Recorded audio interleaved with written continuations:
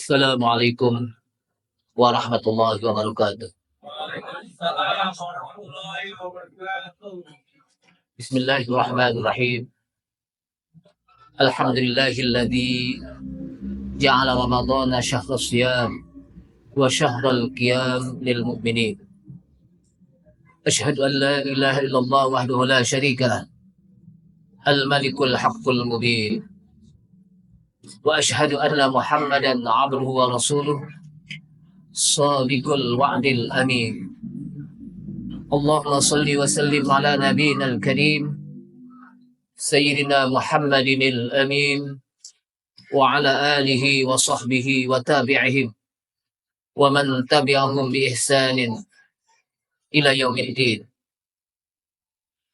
Amma ba'du, qala Allah Ta'ala fi kitabihil karim wa huwa asdaqul qailin. يا أيها الذين آمنوا كتب عليكم الصيام كما كتب على الذين من قبلكم لعلكم تتقون. وقال رسول الله صلى الله عليه وسلم wa aqimus salata wa atuz zakata warka'u ma'ar raki'in. Wa qala Allah Ta'ala wa aqimus salata wa atuz zakata warka'u ma'ar raki'in. Wa qala Rasulullah sallallahu alaihi wasallam awwalu ma yuhasabu 'abdun yaumal qiyamati as-salah. Idza salaha sa'iru 'amali wa idza fasadat sa'iru 'amali. Ma'asyiral muslimin wal muslimat, ibu bapak hadirin sekalian, jamaah masjid Darun Ni'mah yang mudah-mudahan dirahmati Allah Subhanahu wa taala. Wabil khusus segenap pengurus masjid dan yayasan Masjid Darun Ni'mah, dan juga di tengah-tengah kita ada Bapak RW 08, para RT, dan semuanya yang mudah-mudahan kita senantiasa mendapatkan limpahan rahmat dan maghfirah dari Allah Subhanahu wa taala. Kita awali dengan memanjatkan puji syukur kita pada Allah Subhanahu wa taala yang pada malam ini kita memasuki malam yang keempat. Berarti kita sudah berpuasa 3 hari. Dan alhamdulillah karena kita sudah berpuasa 3 hari, berarti lebaran tinggal lebaran, Ustaz. Bikin lebaran. Puasanya aja baru 3 hari. Paling tidak bahwa memasuki Ramadan ini mari kita manfaatkan dengan sebaik mungkin. Yang mudah-mudahan Ramadan kali ini memberikan kepada kita, dengan sebab kita berpuasa di siang hari dan kita membaca Al-Quran, kita qiyamul lail, kita menghidupkan malam-malam Ramadan. Semoga dengan keluarnya Ramadan kita mendapatkan ampunan dari Allah Subhanahu wa taala. Salawat serta salam tak lupa kita sampaikan kepada Nabi kita Nabi Muhammad sallallahu alaihi wasallam beserta para keluarganya, para sahabatnya, para pengikutnya yang senantiasa istiqomah di dalam menjalankan sunnah-sunnahnya. Ma'asyiral muslimin wal muslimat, ibu bapak hadirin sekalian, mengambil tema tentang sholat. Bulan Ramadan adalah bulan di mana kita melatih diri untuk senantiasa beribadah kepada Allah Subhanahu wa taala. Dan salah satu ibadah yang wajib adalah kita melaksanakan sholat yang 5 waktu. Jamaah sekalian, di dalam hadis Rasulullah SAW ketika datang bulan Ramadan, maka Rasulullah mengatakan qad ja'akum syahrun mubarak. Telah datang kepada kalian bulan yang diberkahi, bulan yang penuh dengan berkah. Jadi bulan Ramadan itu sebetulnya namanya banyak, cuman saya tidak menyebutkan satu persatu Karena keterbatasan waktu namanya kultum ya kuliah 70 menit. Jadi nanti 70 menit saya akan sampaikan gitu. Kultum soalnya. Atau 7 menit. 7 menit udah lewat ini. Jamaah sekalian, bulan Ramadan adalah bulan yang diberkahi. Artinya bulan yang penuh dengan berkah. Apa itu berkah? Berkah itu kata para ulama ziyadatul khair wa numuul khair. Bertambahnya kebaikan dan meningkatnya kebaikan. Dan salah satu bertambahnya kebaikan dan meningkatnya kebaikan umat Islam adalah di samping mereka berpuasa, sholat. Saya yakin di mana-mana sekarang ini orang sedang berada di masjid ingin melaksanakan sholat. Betul. Penuh. Awalnya. Tapi nggak tahu nanti akhirnya. Jadi mereka betul-betul berantusias sekali untuk melaksanakan sholat. Sholat Isya berjamaah ditambah dengan tarawih berjamaah dengan witir berjamaah. Ini menandakan kebaikan umat Islam ketika di dalam bulan Ramadan itu meningkat dan bertambah. Yang mungkin saja di luar Ramadan ada orang yang nggak pernah sholat sama sekali, atau sholat kadang sholat enggak, atau ada orang yang nggak pernah sholat berjamaah di masjid. Atau ada orang yang nggak pernah sholat subuh di masjid, tapi ketika datang bulan Ramadan, mereka bisa melaksanakan sholat berjamaah di masjid 5 waktu, zuhur, asar, maghrib, isya, subuh, bahkan ditambah dengan sholat-sholat sunnahnya. Ini menambahkan keberkahan. Ini menandakan bahwa umat Islam ketika datang bulan Ramadan semakin meningkat ibadahnya. Dan ini termasuk bagian dari bagaimana kita membiasakan diri di dalam bulan Ramadan untuk selalu melakukan kebaikan. Salah satunya dengan kita sholat berjamaah. Ulama mengatakan bahwa sulit bagi kita untuk melakukan sesuatu kalau kita tidak membiasakan diri. Makanya salah satu orang yang diperintahkan oleh Allah Subhanahu wa taala adalah innalladzina qalu rabbunallah tsumma istaqamu. Innalladzina qalu rabbuna, sesungguhnya mereka yang mengatakan Rabb kami itu Allah. Tsumma istaqamu, kemudian mereka beristiqomah. Apa arti istiqomah? Istiqomah itu awal katanya sih dari kata koma yakumu, kemudian ditambah alif, sin dan tak menjadi istaqomah. Lurus. Kalau dalam bahasa kita istiqomah itu konsekuen dan konsisten. Mudawamah, al-mulazamah fi ibadatillah. Senantiasa mulazamah, mempertahankan selalu beribadah kepada Allah Subhanahu wa taala. Maka kata Rasulullah SAW, khairul amal adwamuha wa in qalla. Sebaik-baik amal itu adalah adwamuha, yang kontinu walaupun sedikit. Baca Quran tapi kita terus-menerus, itu lebih baik daripada baca Quran, khatam, habis itu nggak pernah baca lagi.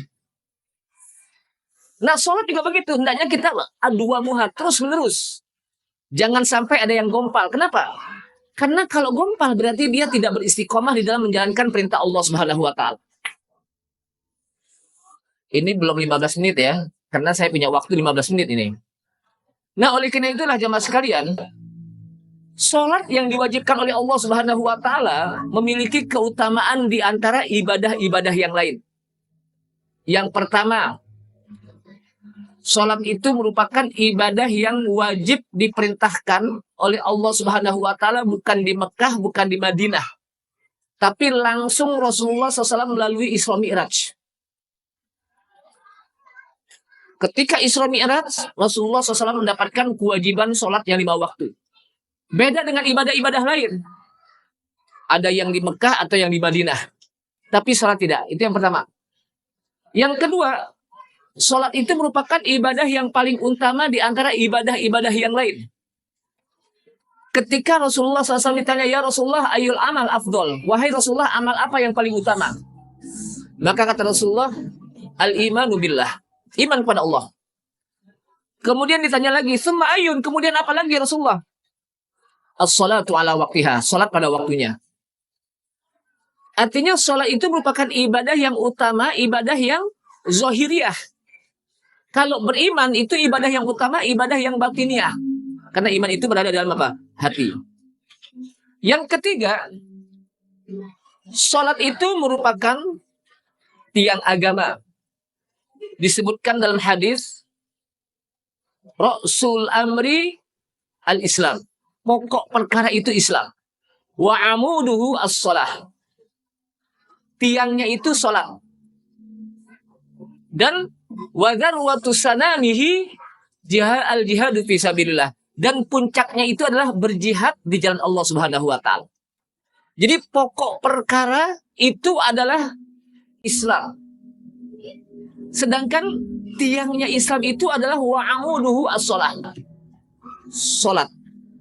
Artinya orang yang tidak sholat, orang yang sering meninggalkan sholat secara otomatis, dia sedang meruntuhkan agamanya. Yang ketiga, yang keempat nih. Nggak ngitung Ustaz, ya udah. Saya yang ngitung sendiri deh. Yang ketiga adalah sholat nanti di hari kiamat yang pertama sekali akan diperhitungkan oleh Allah Subhanahu wa taala, akan ditanya. Sebelum ibadah-ibadah lain. Sholat yang merupakan ibadah yang hubungannya kepada Allah Subhanahu wa taala itu akan ditanyakan. Karena Rasulullah mengatakan awwalu ma yuhasabu 'abdun yaumal qiyamati as-shalah. Fa in saluhat saluha sa'iru 'amalihi wa in fasadat fasada sa'iru 'amalihi. Yang pertama sekali nanti akan dihisab oleh Allah Subhanahu wa taala. Yang akan dimintai pertanggungjawaban pertama sekali oleh Allah Subhanahu wa taala terhadap seorang hamba itu tentang sholatnya. Apabila sholatnya baik, yang lain menjadi baik. Tapi apabila sholatnya rusak, yang lain menjadi rusak. Kenapa? Karena para ulama mengatakan, ini nggak ada kopi di sini, jadi mulut agak jimat-jimat ini ya. Maklum baru buka, Pak. Jadi para ulama mengatakan bahwa barometer ukuran kebaikan umat Islam itu dilihat dari sholatnya. Kalau dari hajinya, berapa banyak orang yang melaksanakan ibadah haji. Walaupun dia, kalau bahasa kita, kadang-kadang sholat, kadang-kadang enggak. Gitu. Bisa melaksanakan ibadah haji. Kalau puasa juga begitu. Banyak orang yang melaksanakan puasa. Tapi bagaimana orang yang bisa continue istiqomah di dalam menjalankan sholat. Ibadah haji itu seumur hidup sekali. Dan itu pun kalau dia mampu. Puasa dalam 1 bulan. Dan itu pun kalau dia sehat. Kalau sakit dia boleh pada waktu-waktu yang lain. Kalau dia ada uzur. Tapi ketika sholat nggak ada. Ustaz saya sakit. Saya tidak bisa berdiri, boleh duduk. Saya nggak bisa duduk, boleh berbaring. Ustaz saya musafir. Nggak bisa sholat, boleh boleh dijamak, boleh dikosong, jamak kosong. Ustaz saya nggak boleh kena air, meriang, boleh tayamum. Ustaz saya nggak bisa bergerak, boleh dengan isyarat. Artinya tidak ada tawar-menawar, apakah dia sehat atau sakit, dia dalam perjalanan atau dalam menetap. Wajib bagi dia untuk melaksanakan sholat yang 5 waktu. Ancamannya apa? Ancamannya kalau dia tidak melaksanakan sholat atau dia kadang-kadang sholat, kadang-kadang enggak, atau sering meninggalkan sholat. Nanti ada satu khusus neraka untuk orang-orang yang seperti ini, namanya neraka sakor. Namanya apa? Neraka sakor. Jadi kita jangan main-main terhadap sholat. Perhatikan sholat. Kemudian jamaah sekalian rahimakumullah, kayaknya udah 15 menit nih. Mau dilanjutin apa ya? Kalau dilanjutin, nanti saya dapat ini nih. Dapat free kick gitu. Insya Allah nanti kita akan lanjutkan pada bulan Ramadan yang akan datang insya Allah ya. Kalau kita panjang umur dan sehat walafiat. Masih berkenaan dengan bab puasa. Paling tidak, bab puasa bab sholat, bab sholat ya. Paling tidak, salah satu yang dimana Allah Subhanahu wa taala menjelaskan dan para ulama menyampaikan syarat diterimanya sholat. Nah ini perlu penting ya. Jangan sampai kita sholat hanya sekedar sholat. Kita sholat hanya sekedar gugur kewajiban. Ya. Sementara kita nggak tahu apakah sholat kita atau benar. Maka kata para ulama, syarat diterimanya sholat seseorang itu ada beberapa hal yang perlu kita perhatikan. Yang pertama, hendaknya kita dasari sholat itu dengan ikhlasun niat. Niat yang ikhlas. Niat yang ikhlas. Kenapa? Karena Allah SWT menyampaikan wa ma umiru illa liya'budullaha mukhlishina lahuddin, dan tidaklah mereka diperintahkan untuk beribadah kepada Allah kecuali ikhlas semata-mata karena Allah Subhanahu wa taala. Yang kedua, ittiba'ur rasul, mutaba'atur rasul, mengikuti tuntunan Rasulullah sallallahu alaihi wasallam. Bagaimana sifat sholat Nabi itu wajib kita ikuti dari mulai takbir sampai salam, sampai zikir setelah kita sholat. Maka itu ada tuntunannya. Ada orang ikhlas di sholat, tapi nggak mengikuti tuntunan Rasulullah SAW. Cara sujudnya salah, cara rukuknya salah, maka tidak diterima sholatnya. Atau sholatnya benar, mengikuti tuntunan Rasulullah SAW, tapi tidak ikhlas, nggak jadi juga. Bahkan ada sebuah hadis menyatakan, di mana kata Rasulullah SAW, aswa'un nas alladhi yasriku fis sholat. Sejelek-jelek manusia itu adalah mereka yang mencuri dalam sholatnya. Bayangkan, seburuk-buruk manusia adalah mereka yang mencuri dalam sholatnya. Kemudian Rasulullah ditanya, kaifa yasriku fis sholat ya Rasulullah? Bagaimana dia bisa mencuri dalam sholat? Kalau di luar sholat dia bisa mencuri. Ada sendal yang agak cakep dikit dipindahin ke rumahnya umpamanya. Atau ada macam-macam lah, bisa mencuri. Tapi bagaimana kalau dia mencuri dalam sholat? Apa kata Rasulullah? Allati la yutimmur ruku' wal sujud. Orang yang mencuri dalam sholat itu maksudnya adalah alladzi la yutimmur ruku' wal sujud. Orang yang tidak sempurna ruku'nya dan sujudnya. Sujudnya asal-asalan, ruku'nya asal-asalan. Cepat. Mungkin bapak-bapak pernah ngelihat ada orang sholat tarawih 20 rakaat cuman 7 menit. Bayangkan itu. Saya nggak bayangin itu. Kalau dibilang bayangkan, saya nggak bisa membayangkan. Imamnya aja capek apa? Makmumnya gitu. Nah oleh karena itulah. Yang ketiga, hendaklah sholat itu berbekas dalam kehidupan kita. Kenapa? Karena kata Allah Subhanahu wa taala, wa aqimis sholata innas sholata tanha 'anil fahsya'i wal munkar. Dan dirikanlah sholat. Sesungguhnya sholat itu bisa mencegah seseorang dari perbuatan keji dan munkar. Artinya ketika dia melaksanakan sholat dengan baik dan benar, maka sholat yang dilakukan itu bisa berpengaruh dalam kehidupannya. Ketika dia mau berbuat dosa, saya kan sholat, diawasi oleh Allah Subhanahu wa taala. Ketika dia mau korupsi, saya kan sholat, diawasi oleh Allah Subhanahu wa taala. Artinya sholat berpengaruh dalam kehidupannya. Nah yang menjadi pertanyaan, kenapa ada orang yang sholat jalan, maksiat jalan? Sholat rajin, tapi korupsi rajin. Perlu dipertanyakan tentang betulkah dia sudah melaksanakan sholat. Apakah dia lakukan sholat itu hanya sekedar gugur kewajiban atau tidak? Ini yang penting, Bapak. Nah oleh karena itulah jemaah sekalian rahimakumullah, mudah-mudahan apa yang saya sampaikan bermanfaat sehingga kita bisa memperhatikan betul-betul tentang sholat kita. Setelah Ramadan, kita mempelajari bagaimana kembali untuk mempelajari sifat sholat Nabi. Agar nanti ketika dihisab sholat kita oleh Allah Subhanahu wa taala di hari kiamat, maka kita dimudahkan oleh Allah Subhanahu wa taala hisabnya. Ini saja, kita tutup. Subhanallah, asyhadu an la ilaha illa anta astaghfiruka wa atubu ilaik. Wassalamualaikum warahmatullahi wabarakatuh.